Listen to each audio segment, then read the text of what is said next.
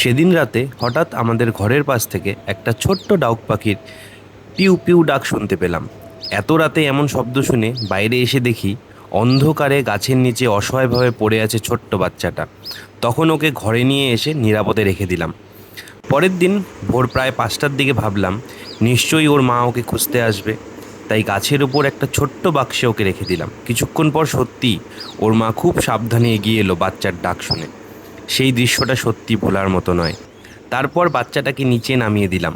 মা পাখিটা কিছুক্ষণ ওকে আগলে রাখলো, তারপর বাড়ির পেছনে এদিক ওদিক ঘুরতে লাগলো। কিন্তু আমাদের বাড়ির চারপাশে টিনের বাউন্ডারি থাকায় ওদের বাসায় ফিরতে পারছিল না। আমি আর কোহলি অনেকক্ষণ ধরে বুঝতে পারছিলাম না বাসাটা ঠিক কোথায়। অবশেষে মা পাখিটাকে লক্ষ্য করে দেখলাম সে টিনের ওপারে লাফ দিল। উঁকি মেরে দেখি ওদের বাসা ঠিক ওদিকেই। তারপর খুব সাবধানে বাচ্চাটাকেও টিনের ওপারে পৌঁছে দিলাম। আর হ্যাঁ, এভাবেই গল্পটার হলো একদম সুন্দর একটা হ্যাপি এন্ডিং। ছোট্ট একটা সাহায্য হয়তো আমাদের কাছে খুব সাধারণ, কিন্তু কারো জীবনে সেটাই হতে পারে সবচেয়ে বড় আশ্রয়। প্রকৃতির প্রতিটি প্রাণীরই বেঁচে থাকার অধিকার আছে। সুযোগ পেলে তাদের সাহায্য করুন, তবে এমনভাবে যাতে তারা আবার নিজের স্বাভাবিক পরিবেশে ফিরে যেতে পারে। আজ এ পর্যন্তই। সবাই সুস্থ থাকবেন, ভালো থাকবেন।